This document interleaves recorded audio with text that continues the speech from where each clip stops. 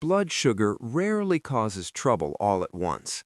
After 50, it rises quietly, patiently, often without pain or warning.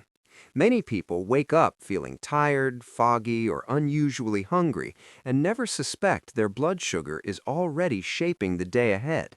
This isn't failure, it's biology. And the good news is that food can gently guide the body back toward balance, without extremes, without punishment. The first food that works quietly in the background is leafy green vegetables. Spinach, kale, Swiss chard. They don't spike blood sugar and they don't demand attention. Instead, they support insulin at a deeper level.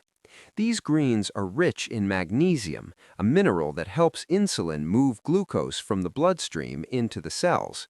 After 50, magnesium deficiency becomes common due to stress, medications, and reduced absorption. When magnesium runs low, blood sugar control weakens. Leafy greens also slow digestion and reduce inflammation, two forces that otherwise push glucose higher. Their effect isn't dramatic in one meal, it's steady, and steady is exactly what the aging body needs. The second food is often underestimated because it feels ordinary. Beans and lentils. They work slowly, intentionally. Their soluble fiber forms a gel in the digestive tract, slowing how quickly carbohydrates turn into glucose. This prevents sharp spikes that strain the pancreas. After 50, the gut microbiome changes and beneficial bacteria decline. Beans feed those bacteria, improving insulin sensitivity over time. They also provide protein, which further stabilizes blood sugar by slowing gastric emptying. This is not about restriction, it's about rhythm. The third food supports blood sugar by calming something most people don't associate with glucose: inflammation. Fatty fish, such as salmon, sardines, and mackerel, are rich in omega-3 fatty acids. After 50, low-grade inflammation becomes more common, even in people who feel generally healthy. Inflammation interferes with insulin signaling, making cells resistant to glucose uptake.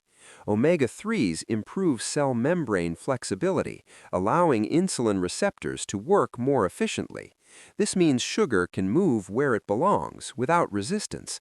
The body doesn't fight itself as much. These foods don't force change, they restore communication. Blood sugar regulation isn't controlled by one organ alone. It's a conversation between the gut, muscles, liver, hormones, and nervous system. When food supports that conversation instead of interrupting it, balance begins to return, quietly, steadily. And there are still foods that do this even more subtly.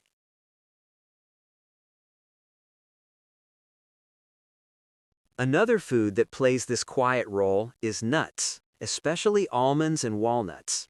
A small handful can change the entire metabolic response to a meal. Nuts contain healthy fats, fiber, and plant compounds that slow carbohydrate digestion. After 50, muscle mass decreases, and muscles are the primary place where glucose is stored. Nuts help reduce the speed at which glucose enters the bloodstream, giving muscles time to absorb it efficiently. Walnuts also contain alpha-linolenic acid, a plant-based omega-3 that further reduces inflammation. What's important is portion and timing. Nuts don't spike blood sugar, they smooth it. They act like a buffer between what you eat and how your blood responds. Then there is a food that many people fear but shouldn't: berries. Blueberries, strawberries, raspberries. Naturally sweet, yet remarkably blood sugar friendly. Berries are low on the glycemic index and high in polyphenols, plant compounds that improve insulin sensitivity. After 50, the liver becomes less efficient at handling glucose surges. Berries help reduce oxidative stress in the liver, improving its ability to regulate sugar release into the bloodstream. They satisfy sweetness without triggering the metabolic chaos that refined sugar causes. These foods don't demand restriction, they invite replacement. As blood sugar stabilizes, something else begins to happen quietly. Energy becomes steadier, cravings soften, the sharp highs and lows begin to fade. This is because stable blood sugar reduces stress hormones like cortisol, which otherwise push glucose into the bloodstream. When cortisol stays high, blood sugar follows. Food that calms inflammation and digestion also calms the nervous system. After 50, this connection becomes more important than ever. Muscles become less responsive to insulin if they aren't used regularly. That's why pairing these foods with gentle movement, walking, stretching, amplifies their effect. Food opens the door, movement invites glucose inside. Many people wait for blood sugar to become a diagnosis before changing how they eat, but the body begins adapting long before numbers cross a clinical line. These foods support balance early, quietly, and consistently. They don't punish the body, they remind it how to work. And when eaten regularly, they begin to change not just blood sugar readings, but how mornings feel, how energy lasts, how the body recovers. Which brings us to something just as important as what you eat: how the body responds overnight. After 50, nighttime blood sugar stability becomes fragile. Even small spikes during sleep can disrupt deep rest, increase morning fatigue, and raise fasting glucose levels. Foods that lower blood sugar quietly do something powerful during the night. They reduce volatility. Leafy greens reduce inflammation that interferes with sleep hormones. Beans and lentils release glucose slowly, preventing nighttime drops that trigger stress hormones. Fatty fish improves cell signaling that continues working long after digestion ends. Nuts provide sustained fuel that keeps blood sugar steady. Berries reduce oxidative stress that accumulates during sleep. Together, they create an environment where the body doesn't have to fight for balance.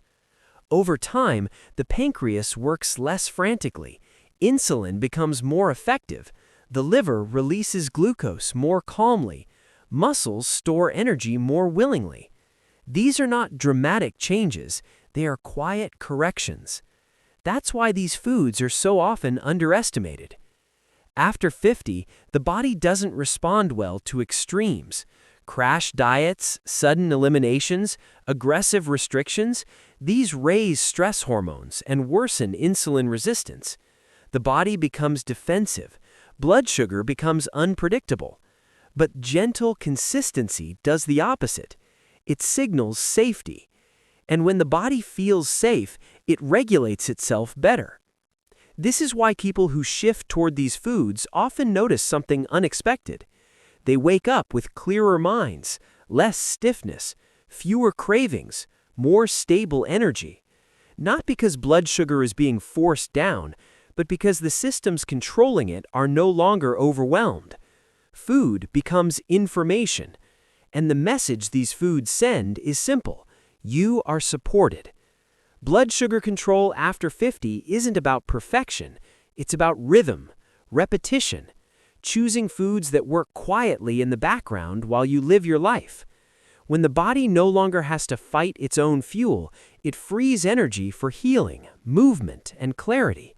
And that quiet support, repeated day after day, becomes one of the most powerful forms of care you can give yourself after 50.